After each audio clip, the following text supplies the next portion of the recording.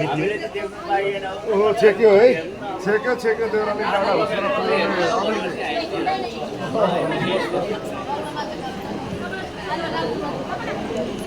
स्वागत तथा भेटघाट कार्यक्रमका अध्यक्ष तथा हाम्रो धरान नगरपालिकाका अगुवा रमदाताजी मञ्चमा आसीन र मञ्चमा नअटेर तल बस्नुभएका सबै अतिथिज्यूहरू, पत्रकार साथीहरू र उपस्थित हुनुभएका आदरणीय श्रम संस्कृति पार्टीको शुभचिन्तक शुभेच्छुक श्रमदाता ज्यूहरूमा सबभन्दा पहिला त म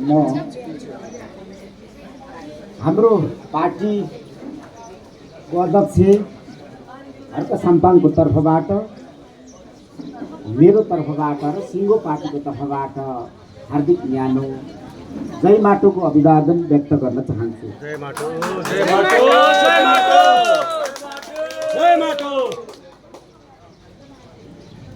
यहाँहरूले आकस्मिक रूपमा यो समय निकालेर जुन न्यानो प्रेमका साथ स्वागत गर्नुभएको छ। हामी जे जति यहाँ उपस्थित भए पनि प्रविधिको माध्यमबाट 3 करोड नेपाली जनताले संसारको कुना कुनाबाट हामीलाई पक्का हेरिराखेको छ। किनभने आजको दुनियाँ भनेको भुइँमा सानो आवाजले बोल्दाखेरि आकाशले सुन्ने दिनमा छौँ। प्रविधिको कारणले जहाँ आज हामी सानो कार्यक्रम गर्दैछौँ, यो ब्रह्माण्डले सुनिराख्ने विज्ञान र प्रविधिको यो युगमा छौँ। त्यस कारणले संसारभरिबाट हामीलाई हेरिराख्नुहुने सबै नेपालीहरूलाई हाम्रो पार्टीको तर्फबाट हामी हार्दिक अभिवादन गर्दछौँ। र यसै साथसाथै दार्चुलामा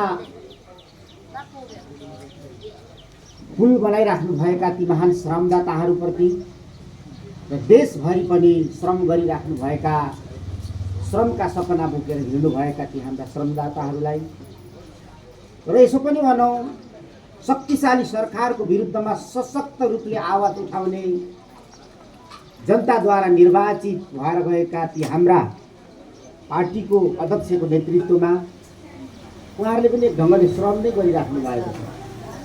संसदमा आफ्नो आवाजलाई ठुलो बनाएर संसारलाई सुनाउनुको निम्ति त पढ्नु त पर्यो, अध्ययन त गर्नु पर्यो, अनुसन्धान त गर्नु पर्यो। त्यो पनि श्रम नै हो, त्यो मानसिक श्रम हो। त्यस कारणले भौतिक र मानसिक श्रम गर्ने सबै श्रमदाताहरूलाई धरान नगर पार्टी कार्यालयको यो प्राङ्गणबाट देब्रेपट्टि विष्णु पादुका र दाहिनेपट्टि मेरो है, तपाईँहरूको तर्फै उल्टो हुन्छ, बुढा सुब्बाको यो काखबाट फेरि पनि अभिवादन हामी व्यक्त गरौँ। अब यहाँहरूलाई एउटा सानो छोटो जानकारी गरौँ। मन्त्री भएको दिनदेखि मैले फुलमाला लगाइनँ। फुलमाला खादाको चलन जताततै छ। 3 चोटि निर्वाचित भए म फुलमाला त कति लाए सायद ट्रकमा लगाएको भए 50 ट्रक जति थियो होला। त्यो जनताको माया हो, सम्मान हो। त्यसमा मेरो सगरमाथा जत्तिकै मेरो पनि आफ्नो उहाँहरूप्रति श्रद्धा छ। मन्त्री भएर जब त्यहाँ पसिसक्यो, मन्त्रालयको नाम संस्कृति पनि थियो, संस्कृति पर्यटन तथा नागरिक उड्डयन। उहाँ नागरिक उड्डयन भएको नाताले त्यही बेला 72 जना नागरिकहरूको, देशी विदेशी नागरिकहरूको सेती खोलाको खोजमा विमान दुर्घटना भएर मृत्यु भएको भोलिपल्ट थियो। देश शोकमय थियो। देश चाहिँ शोकमा छ। म जहाजको मन्त्री, म चाहिँ फुलमाला लगाउँदै कसरी बस्ने भन्ने पनि एउटा दिमागमा आयो। अभिभावक चाहिँ फुलमाला पहिरिने।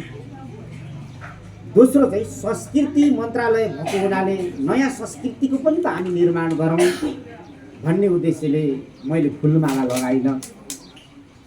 धेरै मान्छेहरू, मेरो साथीहरू, आफन्तहरू, इष्टमित्रहरू रिसाउनु भयो।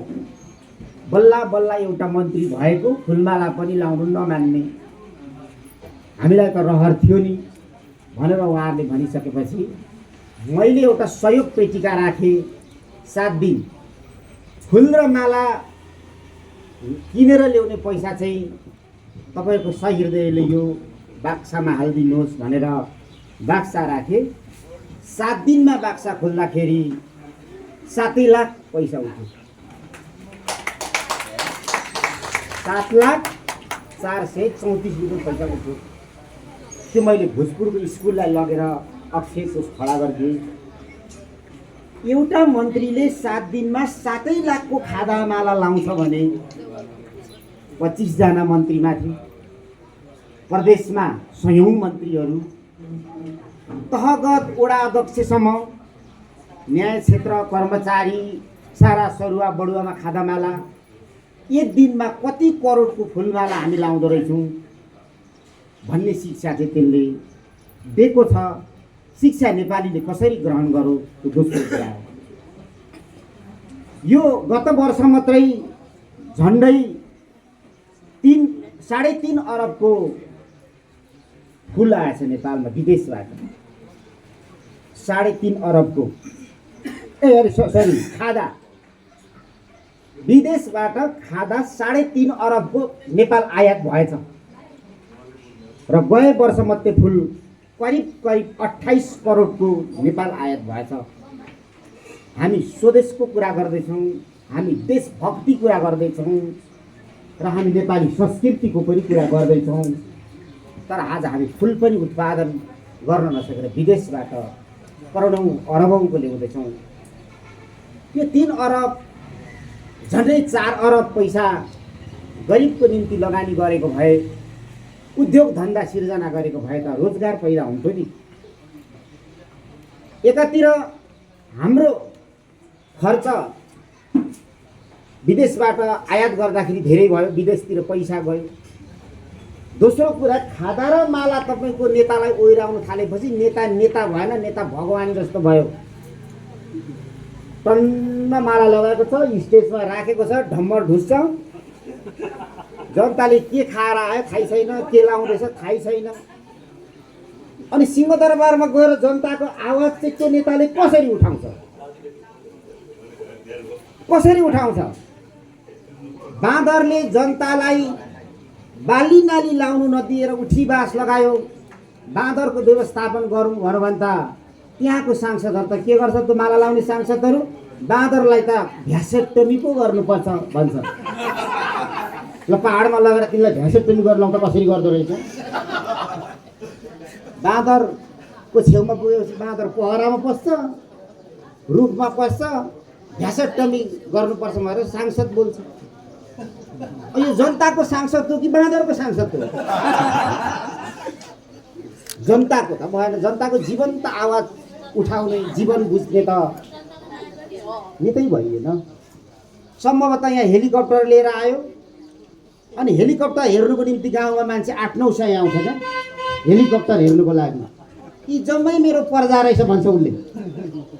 अनि कार्यकर्ताले गेट बनाएर माला लगाएर खसी काटेर जम्मैले खसीकै मासु खाँदो रहेछ भनेर नेता फर्किन्छ।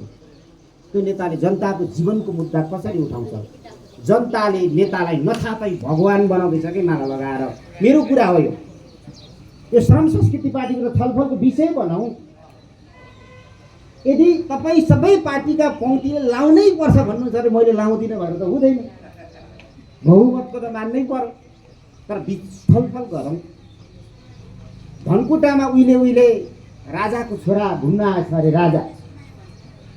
सारा नरनारीलाई लाइन लगाएछ अरे पञ्चायतको फरमानमा र फुलमाला बोकेर घन्टौँदेखि भोकै भोक क्वालिटी पारेर राजा परेको छ अरे।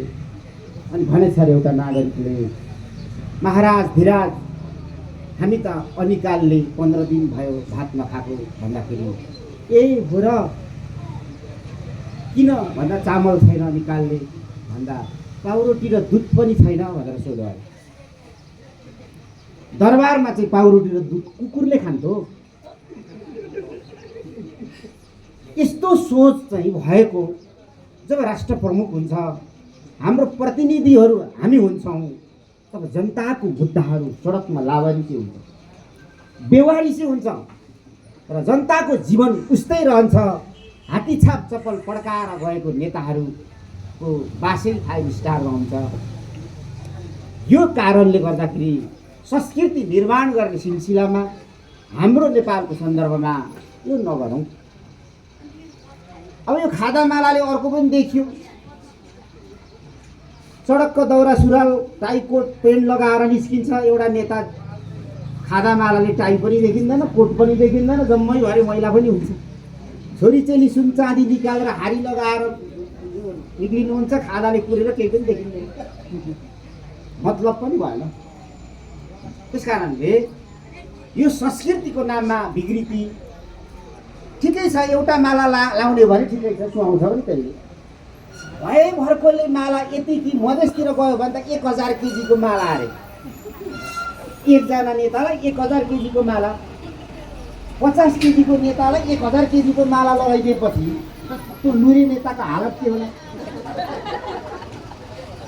एकातिर त्यो लुरे नेताको हालत, अर्कोतिर त्यो 1000 केजीको फुलको माला उन्नु कति दिन लाग्यो, समयको कति खर्च भयो, सम्पत्तिको कति खर्च भयो,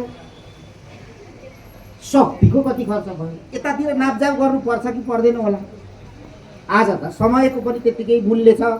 अलिकति मैले यो लामो भए क्षमा पाऊँ, यस कारणले मैले फुलमाला र खादा नलगाएको हो र नयाँ संस्कृति निर्माण गर्ने हो भने पार्टीकै नाम यो श्रम अनि संस्कृति पनि रहेको हुनाले बहस गर्नु यो शीर्षक लायक छ जस्तो पनि मलाई लाग्छ। मैले भनेको कुरा लागू अहिले गर्नु पर्दैन। अब हामी श्रम संस्कृति पार्टीमा छौँ। हामी 100 मिटरको दौडमा छैनौँ, 100 मिटरको सर्ट दौडमा छैनौँ, स्पिड कुदेर थाक्ने खुट्टा हामीलाई छैन। हामी त वर्षौँ वर्ष हिँड्ने दौडिने म्याराथनमा छौँ। हामीले हाम्रो यात्रामा अक्सिजन पनि लिनुपर्छ, प्रकृतिमा हामी घुलमेल पनि हुनुपर्छ। नआती आफ्नो उद्देश्यप्रति हामी नदी हिँडे जस्तै हिँड्दै हिँड्दै हिँड्दै महासागर पुग्नुपर्नेछ।